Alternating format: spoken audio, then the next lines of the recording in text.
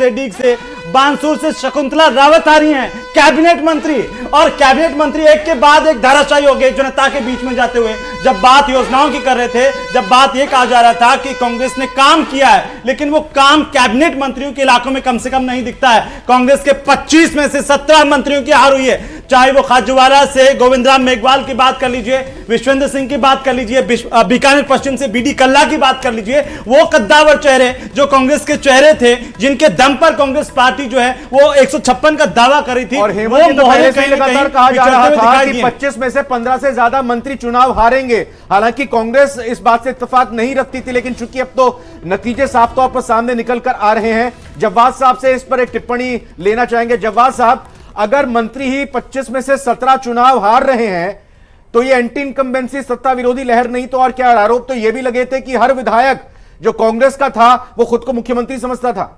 यही देखिए, मैं फिर इस बार कहूंगा, जनता के जनादेश का सम्मान जो है वो करना चाहिए और जनता की नब्ज को समझना चाहिए। अगर आप मंत्री हैं, विधायक हैं, तो आप अपने क्षेत्र के अंदर कितना समय व्यतीत करते हैं। ये अब उस जमाने की पॉलिटिक्स खत्म हो गई। आपको 24/7 पॉलिटिकल मोड में रहना पड़ेगा अगर आपको राजनीति करना है। एक तो संदेश जनता ने दे रखा है, और जिन लोगों को कांग्रेस ने मंत्री बनाया था, जिनको लग रहा था कि मंत्री पद होने के बाद इजिली जीत लिया जाएगा, तो वो इतना आसान नहीं होता। क्योंकि आज जिस हम जमाने के अंदर जी रहे हैं, उसके अंदर आपके पास इंफॉर्मेशन बहुत अधिक है। चाहे आप गांवों के इलाकों में चले जाएं, चाहे शहरी के इलाकों में चले जाएं, सबके पास मोबाइल्स हैं, सबके पास स्मार्टफोन है। वो देखते रहते हैं, राजनीति को समझते रहते हैं। तीसरी सबसे बड़ी बात कह रहा हूं कि जो युवा चेहरे थे कांग्रेस के अंदर, जैसे सचिन पायलट, उनका बोलने का सलीका, उनकी बात करने का सलीका, कांग्रेस के अंदर उनको जिस तरीके से नाराजगी का सामना करना पड़ा, ये ज्योति आदित्यनाथ सिंधिया के अंदर भी हमने देखा था, और मध्य प्रदेश में उसका नतीजा देखने को हमको मिला। आपको वो लीडरशिप लेकर के आनी पड़ेगी, और एक्सपीरियंस को साथ लेकर के चलने के साथ आपको चुनाव में उतरना पड़ेगा। पंजाब में भी कांग्रेस को इसी चीज का नुकसान देखने को मिला। जो आंकड़े ये बताते हैं कि सचिन पायलट जिस समुदाय से आते हैं, जिस जाति बिरादरी से आते हैं, उनका वोट भी कांग्रेस पार्टी को नहीं मिला है जितना संभावनाएं थी। वही कहना, देखिए वही कहना चाह रहा हूं। देखिए पिछली बार कांग्रेस ने क्या करा था, जो एक्सपीरियंस आपके नेता थे उनको भी साथ लेकर के और युवाओं को आगे करा था। उनका एक्सपीरियंस और युवाओं की जो जोश होता है, जो चुनाव में जाने का प्रचार प्रसार करने का तरीका होता है, घर घर जाने का, वो ज्यादा एग्रेसिव होता है। मुझे लगता है सचिन पायलट को जो नाराजगी झेलना पड़ी, उसका खमियाजा भी कहीं ना कहीं भुगतना पड़ा, क्योंकि ये साफ नजर आ रहा था कि दोनों के बीच बहुत ज्यादा जो है वो क्लैशेस हैं, बहुत ज्यादा जो है डिफरेंशिएशंस हैं। सचिन पायलट के ट्वीट को रीट्वीट जिस दिन मतदान होता था, उससे एक दिन उसी दिन अशोक गहलोत जी ने किया था। यानी वो समझ रहे थे कि जमीन पर चल क्या रहा है। नहीं, अशोक गहलोत साहब तो एक्सपीरियंस है, और बहुत मैं बार बार कहता हूं कि वो हाथ के बेइंतहा अच्छे जादूगर हैं, लेकिन जिस चीज पे भरोसा था बागियों के ऊपर, वो इतना अच्छा परफॉर्म नहीं कर पाए, क्योंकि पिछली बार बागी जो थे, जो बागी विधायक थे, वो ज्यादा जीत करके आए थे, और अगर वही बागी विधायक जीत करके आते तो नतीजे जो है वो दूसरे होते। सरकार रिपीट करने के लिए आपने टिकट रिपीट कर दिए, कहा तो ये जा रहा था कि जिताऊ कैंडिडेट को देखा जाएगा, तो क्या यह भी एक बड़ी भूल रही कि टिकट रिपीट किए गए? रविंद्र, आपका सवाल भी लेंगे, उस पर भी राय जानेंगे, लेकिन एक बार रिजल्ट हब में चलते हैं, जहां पर श्रुति है हमारे सहयोगी, अपडेट बता रही है। श्रुति बताइए। क्योंकि अभी 34 सीटें थी, और नहीं 2-3 मिनट में 34 सीटों में से अब 24 सीटें, 25 सीटें लगभग बाकी रह गई हैं, लेकिन 34 सीटों में से कौन कौन अभी रिसेंटली जीत दर्ज किया, वो फटाफट आपको अपडेटेड नाम बता देते हैं। सूरसागर से देवेंद्र जोशी, जो कि बीजेपी के प्रत्याशी है, वो जीत दर्ज करते हुए दिखाई पड़े हैं। उदयपुर से ताराचंद जैन, उनकी भी जीत दर्ज हो गई है, बीजेपी से है प्रत्याशी। प्रतापगढ़ से हेमंत मीणा, वो भी बीजेपी के प्रत्याशी हैं, जीत दर्ज कर लिया। उदयपुर रूरल फूल सिंह मीणा, बड़ा नाम, जो कि बीजेपी के प्रत्याशी हैं, वो जीत दर्ज कर चुके हैं। मांडलगढ़ से बात करें, गोपाल लाल शर्मा, वो भी बीजेपी के कैंडिडेट हैं, जो कि जिनकी जीत दर्ज हो गई है। सिरोही से ओटाराम देवासी, बीजेपी के कैंडिडेट हैं, जो कि जीत दर्ज करते हुए सामने आए हैं। और वहीं परवरसर की बात करें तो रामनिवास गावरिया भी, जो कि कांग्रेस के कैंडिडेट हैं, वो जीत दर्ज करते हुए नजर आए। उदयपुर की बात करें तो खेरवाड़ा डॉक्टर दयाराम परमार, ये कांग्रेस के कैंडिडेट हैं, जो कि जीत दर्ज करते हुए नजर आए। और एक स्टेटमेंट में और आपको ध्यान दिलाना चाहूंगी कि अशोक गहलोत कह रहे थे कि उनको कुर्सी नहीं छोड़ सकती है, कुर्सी, लेकिन अब देखना होगा कि राज्यपाल के यहाँ जब इस्तीफा इस्तीफा देने जा रहे हैं तो कुर्सी भी छूट रही है और सचिन चौंकाने पायलट का वो वाले हैं, स्टेटमेंट भी श्रुति, और ध्यान इस देना वक्त हम होगा आप बता जब दें उन्होंने कहा था कि एक चेहरे 2018 पर में दर्ज होती 100 है। सीटें जो है वो 2018 का आंकड़ा, और उसके बाद 2023 का जो आंकड़ा वो किस तरीके से। रविंद्र, आप कुछ पूछ रहे थे, एक बार जी फिर से बिल्कुल, यहाँ जवाब साहब कुछ अपनी बात कह रहे हैं, लेकिन मैं एक राज बिहारी जी से सवाल ये ले रहा था, सरकार रिपीट करने के लिए आप सारे टिकट रिपीट कर रहे थे, क्या कहीं ना कहीं मिसकैलकुलेशन हो गई, या फिर जो सरकार बचाने का एहसान का कर्जा के तले दबे हुए थे उसको चुकाने के चक्कर में इस बार नहीं जीत पाए? नहीं, कांग्रेस में देखिए, अभी जैसे जब बात भाई कह रहे थे कि राजस्थान में सरकार बदलने का रिवाज है, और खुद ही इन्होंने बताया कि किस तरह पिछले चुनाव में अशोक गहलोत ने अपने लोगों को टिकट नहीं मिलने पर बागी खड़ा कर दिया था। इस बार भी बागी खड़ा किया है, लेकिन वो जीत नहीं पाए। तो इसमें जनता ने पहले मन बना लिया था कि पिछली बार भी कांग्रेस को बहुमत तो मिला नहीं था, 99 सीटें मिली थी, जोड़ तोड़ करके बागियों को साथ मिलाकर बीएसपी को तोड़कर उन्होंने अपनी सरकार 5 साल लगातार चलाई। लेकिन सबसे बड़ा सवाल सचिन पायलट ने खड़ा किया। देखिए, कांग्रेस के नेता राहुल गांधी ने बार बार कहा कि युवाओं को मौका देना चाहिए, युवाओं को मौका देना चाहिए, लेकिन आखिर में आके जो कांग्रेस का राष्ट्रीय अध्यक्ष किसको बनाया? एक उम्रदराज नेता को बनाया। इसी तरह राजस्थान में पूरे 5 साल मेहनत सचिन पायलट ने की, गांव गए, दाणी गए, सड़क घूमे, लेकिन जब मुख्यमंत्री बनाने का सवाल आया तो अशोक गहलोत को सत्ता दी गई। तो उसका भी जनता में एक बड़ा असर रहा देखने में। ये ठीक है कि उनको लगता था कि हम अपनी जाति या जाति का नहीं, राजबिहारी जी मैं ये जानना चाह रहा हूं कि अगर टिकट सही से बटे होते, कांग्रेस के चेहरों को बदला जाता, कुछ मंत्रियों के टिकट कटते, तो थोड़ी तस्वीर और बेहतर हो सकती थी कांग्रेस के लिहाज से। देखिए, कांग्रेस में टिकटों को लेकर बड़ी लंबी खींचतान चली, कुछ लोगों के टिकट काटे भी गए, खास तौर पे उन लोगों के जो आला कमान के खिलाफ गए थे और आला कमान के उन्होंने फैसले पर जिन्होंने कौन है आला कमान कहा था वो तो जीत गए चुनाव टिकट लेकर। नहीं, अब अगर शांति धारीवाल अगर चुनाव जीत गए हैं तो ये तो उनका अपना कोटा में जो विकास किया है उसका उनको ये जनता ने सैयद साहब इस पर कुछ कहना चाह रहे हैं? नहीं, देखिए क्या है, मैं राज बिहारी जी की इसी बात को आगे लेकर के जाना था। देखिए, दोनों खेमों के अंदर, चाहे भारतीय जनता पार्टी हो गई चाहे कांग्रेस के अंदर, दोनों के अंदर बागी नेता खड़े थे। हालांकि भारतीय जनता पार्टी के 35 जो विधायक पूर्व थे वो बागी थे, लेकिन वो टोन डाउन हुए।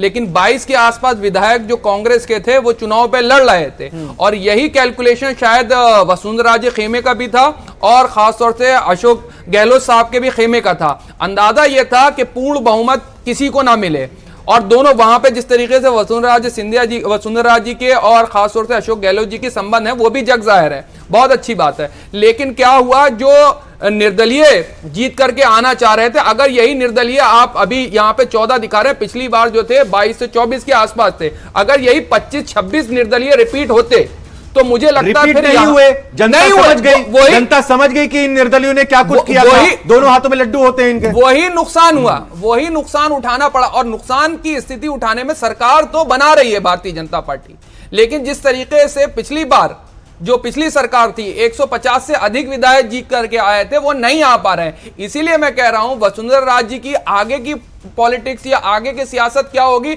वो भी देखने वाली बात है। क्या अंदर खेमे जो नाराजगी चल रही थी क्या वो भारतीय जनता पार्टी में और बढ़ेगी, या जिस तरीके से बड़े सीनियर लेवल को अभी बीजेपी के मुख्यालय में पहुंची है कर दिया गया पॉलिटिकल तौर पे, क्या आप वही रमन सिंह के साथ भी होगा, वही वसुंधरा राजे के साथ होगा, या शिवराज सिंह चौहान के साथ होगा? नजरअंदाज क्यों कर रहे हैं? उन्होंने आकर प्रेस कॉन्फ्रेंस कर ली, बीजेपी मुख्यालय पहुंच चुकी है जयपुर में, वहां पर सभी नेताओं के साथ मिलेंगी, कार्यकर्ताओं से मुलाकात करेंगी, तो ये नजरअंदाज क्यों कर रहे हैं आपकी? कहां से अब आपको नजर आ रहा है कि अंदर खेमे कुछ था? नहीं, मैं यही कह रहा हूं, अगर देखिए इस चीज से आप गुरेज नहीं कर सकते, चाह के आप जो है कुछ चेक एंड बैलेंस वाली बात नहीं है। अगर यहां से राजनीति स्टार्ट होती है, वसुंधरा राजे दोबारा से मुख्यमंत्री बनती हैं, शिवराज सिंह चौहान या रमन सिंह बनते हैं, तो जिस तरीके से दरकिनार करा गया था, क्या वो एक बार चुनौती शिवराज सिंह चौहान माननीय मोदी जी के लिए हो सकते हैं या नहीं? क्योंकि 5वीं बार बनेंगे और प्रचंड बहुमत से होकर के आ रहे हैं। माननीय प्रधानमंत्री जी 3 बार जो थे वो मुख्यमंत्री बने लगातार, और उसके बाद है क्योंकि जिस तरीके से अंदर अंदर खेमे जो बातें हो रही थी वो क्या भारतीय जनता पार्टी में भी सामने नजर आएंगी जिस तरीके से कांग्रेस के अंदर नजर आई? कांग्रेस का भारतीय जनता पार्टी का क्या कांग्रेसीकरण हो जाएगा, ये देखने वाली बात है। डालेंगे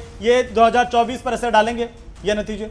ये देखिए, ये नतीजे 2024 में बिल्कुल असर डाल सकते हैं। माननीय नरेंद्र मोदी साहब खुद अपने चेहरे को जिस तरीके से प्रोजेक्ट करते हैं जाकर के, चाहे वो क्षेत्रीय पॉलिटिकल पार्टीज के अंदर है, क्योंकि इसमें लोकल मुद्दे आते हैं, वो लोकल मुद्दों को साथ कनेक्ट करते हैं अपने मुद्दों के साथ। अच्छा। कि जैसे मोदी है तो मुमकिन है, गारंटीज मोदी के ऊपर, और वो लोकल लीडरशिप को डाउन करके अपना फेस सामने रख लेते हैं और खासतौर से दूसरी फहरिस्त में खड़ा करते हैं। मुझे लगता है कि इस नैरेटिव को कांग्रेस को तोड़ना पड़ेगा और कांग्रेस सक्षम है। भारतीय जनता पार्टी को नहीं मिला है, इसी नैरेटिव को तोड़ना चाहिए कांग्रेस को। और कांग्रेस के लिए एक बड़ा शेर मैं कह देता हूं कि मुश्किलें अगर हो तो अपने हौसलों पर धार कर, क्या बात? मुश्किलें अगर हो तो अपने हौसलों पर धार कर और 9 कागज की बना आतिश का दरिया पार कर। अब ये बताइए, इस कागज की नाव में मोदी जी जब्बार का साहब, भेजना कोई इस बड़ी बात कागज नहीं। की नाव में अशोक गहलोत जी, डोटासरा जी और सचिन पायलट जी, किसको आप देख रहे हैं नेता प्रतिपक्ष?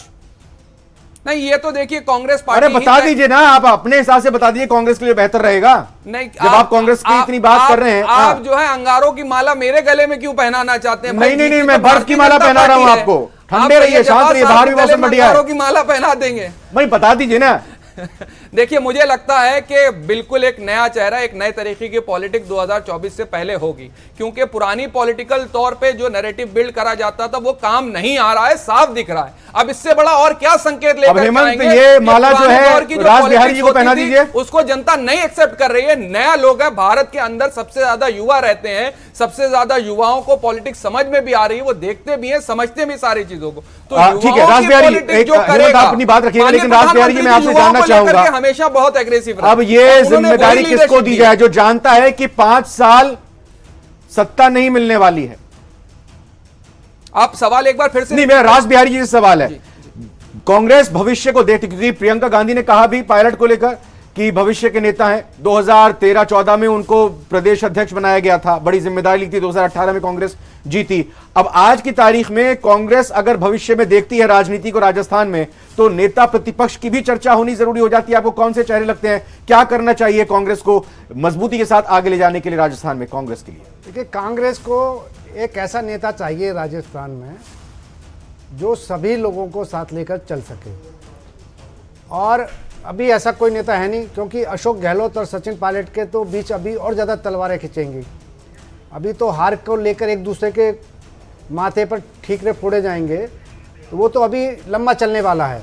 लेकिन और कांग्रेस में कोई ऐसा नेता दिखाई भी नहीं देता राजस्थान में जो सबको एकजुट लेकर साथ चल सके। कांग्रेस के सामने बड़ी समस्या रहेगी। चलिए ठीक है, इस पर हम चर्चा करेंगे, क्योंकि हम लगातार नतीजे भी दिखा रही हैं, रुझान भी दिखा रही हैं, और अब किस तरीके से भारतीय जनता पार्टी आगे बढ़ रही है वो साफ तौर पर लगातार हम दिखा रहे हैं। और 4:30 बजे प्रेस कॉन्फ्रेंस कर भी वो पूरी तरीके से ब्रीफ करने वाली है कि किस तरीके से इस बार का चुनाव उन्होंने लड़ा है। हेमंत, हम अंजाम तक आखिरी नतीजे तक, और उसके बाद भी विश्लेषण लगातार जारी रहेगा। हम बताएंगे सबसे पहले सबसे तेज, लेकिन फिलहाल वक्त एक छोटे से ब्रेक का। आप कहीं मत जाइए, बने रहिए न्यूज़ 18 राजस्थान पर।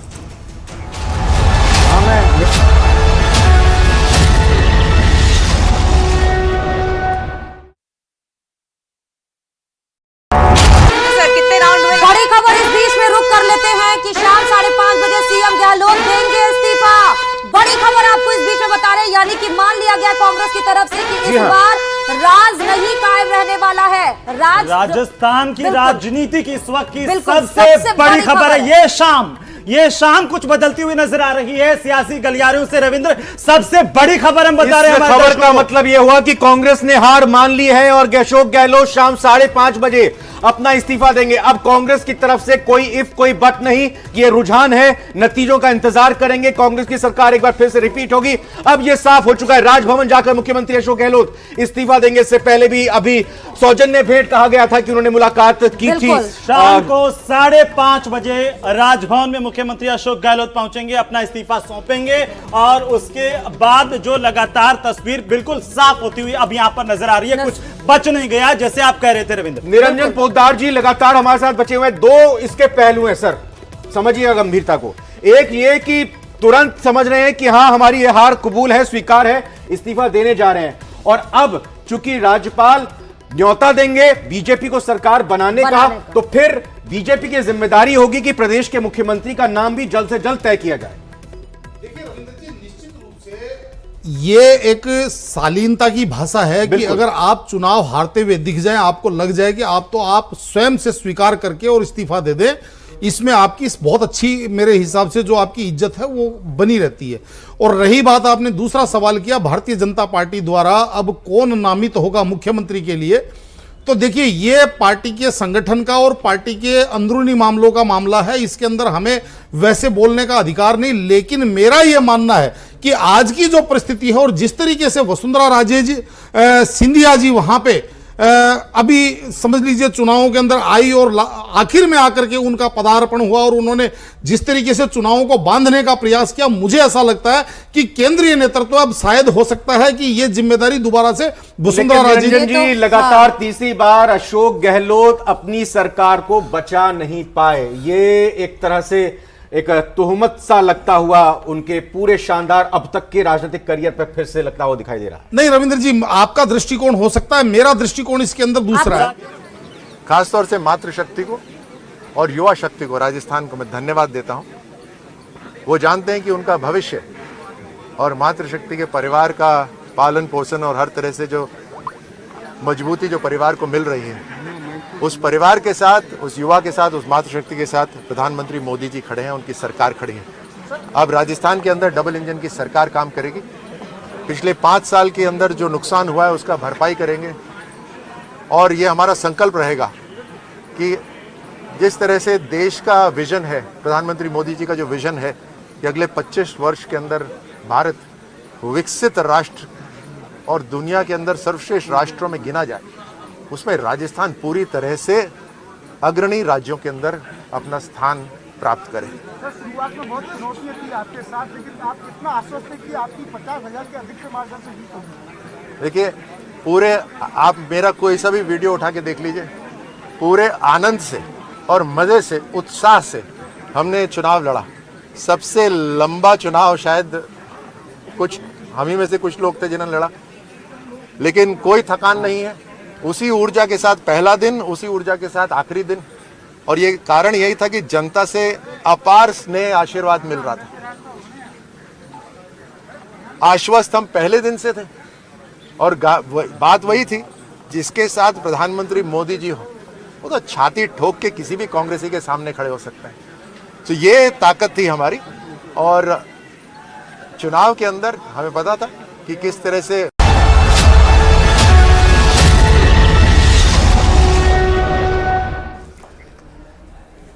तो ब्रेक के बाद स्वागत है आप सभी का। लोकतंत्र के सबसे बड़े महापर्व की सबसे बड़ी महाकवरेज लगातार जारी है और जीत का आंकड़ा जो है छूने की कोशिश कहीं ना कहीं बीजेपी कर रही है, और उसी को लेकर के अब जो है बीजेपी खेमे में खुशियां जो है वो कहीं ना कहीं बांटने की कोशिश की जा रही है। लड्डू तो उनके खेमे में बन ही चुके होंगे, जश्न का माहौल भी बीजेपी के खेमे में क्यों आयुषी देखने को मिल रहा है। बिल्कुल, देखिए पल्लवी, जो तस्वीरें हमने दिखाई है उसमें देखिए लगातार जो सुबह से आंकड़े निकल करके सामने आ रहे थे उसमें बीजेपी को बहुमत मिलता हुआ यहाँ पर नजर आया। और अभी की अपडेट बता दें, कांग्रेस के 25 में से 17 मंत्री हारे हैं। और पल्लवी, वो तस्वीर हमने दिखाई थी जब कांग्रेस मुख्यालय के बाहर की वो तस्वीर थी जिसमें पूरी तरीके से सन्नाटा यहाँ पर पसरा हुआ था। लेकिन देखिए यहाँ पर बीजेपी की बात करें तो ये कह सकते हैं पल्लवी की, देखिए प्रधानमंत्री नरेंद्र मोदी ने जिस हिसाब से राजस्थान की कमान संभाली वो यहाँ पर अब नजर आता हुआ दिख रहा है। जैसे कि पूरे बहुत सारे केंद्रीय मंत्री यहाँ पर उतारे गए राजस्थान में, वो लोग आए वहां पर जनसभा को संबोधित करते हुए नजर आए। सीएम अशोक गहलोत जनसंपर्क करते हुए नजर आए, सचिन पायलट भी गए, लोगों से बातचीत करते हुए नजर आए। 7 गारंटियों की बात की गई पल्लवी, लेकिन वो यहाँ पर धरातल पर दिखा नहीं। और यहाँ पर कहा गया, प्रधानमंत्री नरेंद्र मोदी लगातार ये कहते हुए नजर आए थे कि 3 दिसंबर को कांग्रेस छू मंतर, वही स्थिति। 14 रैलियां पीएम मोदी ने की, 2 रोड शो किए, जिसका सीधा असर कहीं ना कहीं राजस्थान के रण में दिखाई दिया है। क्योंकि लगातार बीजेपी ने जिस तरीके से, अगर हम 2013 की तस्वीरें याद करें जब वसुंधरा राजे का नेतृत्व में राजस्थान में बीजेपी ने अपनी सरकार बनाई थी, 163 जीते, मतलब एक तरफा जीत बीजेपी ने दर्ज की थी और कांग्रेस का पूरी तरीके से सुपड़ा साफ कर दिया था। उसी को कहीं ना कहीं पकड़ते हुए बीजेपी दोबारा से नजर आई है। 2018 में 1.25 लाख वोटों से बीजेपी बीजेपी हार गई थी, जो लगातार बीजेपी कहती रही है कि मात्र 1.25 लाख वोटों से हम हारे थे, बहुत बड़ा अंतर नहीं था। अगर ये अंतर को छू लेती बीजेपी तो 2018 में भी बीजेपी की सरकार बनती, और एक बार फिर से यानी कि 2023 में बीजेपी की सरकार अब कहीं ना कहीं बनती हुई नजर है, क्योंकि हम आंकड़े लगातार दिखाते जा रहे हैं। आप देख सकते हैं रुझान जो आए थे वो अब कहीं ना कहीं परिणामों में तब्दील होते हुए नजर आ रहे हैं। क्यों आयुषी? बिल्कुल, देखिए पल्लवी, जो तस्वीरें अभी निकल करके सामने आ रही है, सुबह से ही हमने अपडेट बताए और लगातार देखिए सामने भी हम आपको ये तस्वीरें दिखा रहे हैं। देखिए बीजेपी 114 और वहीं अगर हम बात कर ले कांग्रेस की तो देखिए यहाँ पर पल्लवी 71, यानी कि यहाँ पर देखिए बड़ी मार्जिन यहाँ पर दिखती हुई नजर आ रही है और 199 सीटों पर यहाँ पर वोटिंग जिस हिसाब से आंकड़े निकल करके सामने आए। अन्य की अगर हम बात कर रहे थे, देखिए निर्णायक भूमिका में रहते जहां पर देखिए 14 सीटें, ये कहा जा रहा था इससे पहले जो तस्वीरें निकल करके सामने आई थी, मान मनोवल का दौर भी शुरू हो गया था। बीजेपी और कांग्रेस दोनों के खेमे के लोग निर्दलियों से बात करते हुए नजर आए थे, लेकिन यहाँ पर जो पलटा है वो बहुत ही यानी अगर कांग्रेस कोशिश भी करे किसी तरीके से सरकार बनाने की, अगर वो सारे जो निर्दलीय प्रत्याशी हैं जो बागी हुए थे, अकेले लड़े थे, जाकर के धरातल पर उतरे थे, उन्हें भी अगर पकड़ ले, यानी कि जो 14-15 प्रत्याशी हैं उनको भी अगर ले ले, तब भी सरकार बनाने में कहीं ना कहीं कांग्रेस चूक जाएगी, क्योंकि कांग्रेस को भी 71 सीटें मिलती हुई नजर आ रही हैं और जो अन्य लोग हैं यानी कि जो निर्दलीय उनके पास 14, टोटल मिला के अगर हम देखेंगे तो 85 के आसपास ये आंकड़ा बैठ रहा है। जादुई आंकड़ा जो है सरकार बनाने के लिए वो छूती हुई कांग्रेस नजर नहीं आ रही है जो 100 का, और यही वजह है कि बीजेपी जो है वो इस बार सरकार बनाने की स्थिति में फिर से पहुंच चुकी है, जिस तरीके से 2013 की स्थिति में बीजेपी थी। और इसका सीधा क्रेडिट बीजेपी की तरफ से दिया जा रहा है पीएम मोदी को। बीजेपी कह रही है कि पीएम मोदी की जो नीतियां थी, जो कार्य केंद्र सरकार ने वहां पर किए, जिस तरीके से बीजेपी ने राजस्थान में जाकर के केंद्र सरकार की नीतियां गिनाई, उसी की वजह से एक बार फिर से सत्ता में वापसी बीजेपी कहीं ना कहीं करती हुई नजर आ रही है। 14 रैलियां पीएम मोदी की तरफ से, 2 रोड शो किए गए सीएम योगी ने, 114 विधायकों के साथ तेजी के साथ आगे बढ़ रही है। लेकिन अब अगर इन रुझानों और नतीजों को देखें तो इन रुझानों में बहुत ज्यादा पानी बह चुका है और अब कोई चारा कांग्रेस की सरकार बनने का फिलहाल नहीं दिखता है। और इसको लेकर क्योंकि खुद मुख्यमंत्री अशोक गहलोत भी अब उनकी तरफ से बात सामने आ चुकी है कि 5:30 बजे अपना त्याग पत्र सौंपने के लिए राज्यपाल साहब का रुख कर सकते हैं। और चूंकि जातीय फैक्टर की यहां पर हम लगातार चर्चा करते हुए बात कर रहे हैं और यह भी जरूरी हो जाता है कि अब यह तो तय है कि बीजेपी की सरकार बनती हुई दिखाई दे रही है और उसी लिहाज से बीजेपी की सरकार बनने के साथ ही अब इसको लेकर सवाल उठेगा कि कौन हो सकता है अगला मुख्यमंत्री। आप आगे अपनी चर्चा जारी रख सकती है। मैं बस यही कहना चाह रहा था कि अब कोई चांस नहीं है, बहुत देर हो चुकी है कांग्रेस के लिए। नहीं रविंद्र, देर हो चुकी है, लेकिन यहाँ पे सवाल ये उठता है और चर्चा में आप भी शामिल होइए, क्योंकि ये यहाँ पर समझना बेहद जरूरी हो जाता है कि आप काफी लंबे समय से जो चीजें हैं उनको कवर करते हुए आ रहे हैं। अब ऐसे में ये समझना जरूरी हो जाता है कांग्रेस के लिए अगर ये मुश्किलें खड़ी हुई है तो खड़ी तो हुई क्यों आखिर रविंद्र?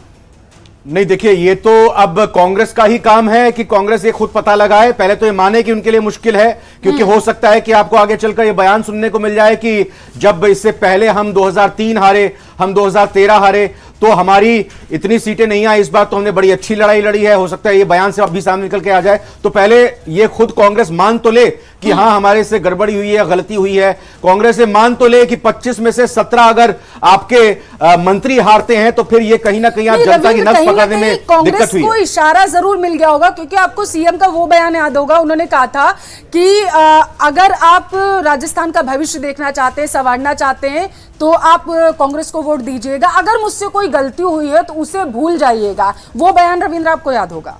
जी जाहिर तौर पर। और लेकिन इस वक्त हमारी सहयोगी भी मौजूद हैं और रट का रुख कर लेंगे। रविंद्र आपको रोकना चाहूंगी माफी के साथ, रट का रुख करेंगे। वहां पर श्रुति मौजूद है। श्रुति, क्या कुछ अपडेट है?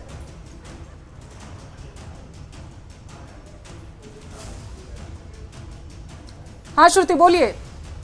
सॉरी, मैं आपको बता रही हूँ, देखिए अभी हम आपको बता रहे थे कि अभी 32 सीटों पर परिणाम आने बाकी हैं, लेकिन 3 सीटों के परिणाम आ चुके हैं, जिसमें लूणकरण सर से सुमित डोंगरा जो कि बीजेपी के कैंडिडेट है वो बढ़त बढ़ाते हुए आगे जीत की तरफ जीत दर्ज कर लिया है। डूंगरगढ़ से बीकानेर की डूंगरगढ़ सीट की बात करें तो ताराचंद बीजेपी के कैंडिडेट है वो जीत दर्ज कर चुके हैं।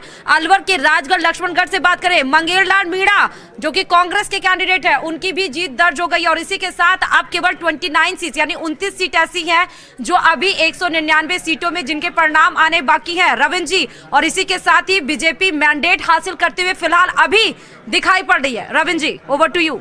बिल्कुल, देखिए यहाँ पर हमने कई फिल्टर्स की और फैक्टर्स की भी बात लगातार कर रहे हैं और चूंकि आपने बात और जिक्र यहाँ वसुंधरा राजे सिंधिया की है तो कई फैक्टर्स को लेकर हमने यहाँ पे बताने की कोशिश की। रूरल और अर्बन सीटें बताई, दलित फैक्टर और जाट फैक्टर को बताया और गुर्जर और मीणा फैक्टर को बताया, लेकिन राजे फैक्टर भी यहाँ पर जानना समझना जरूरी इस लिहाज से हो जाता है कि वसुंधरा राजे का फैक्टर किस तरीके से काम करता हुआ दिखाई दिया है।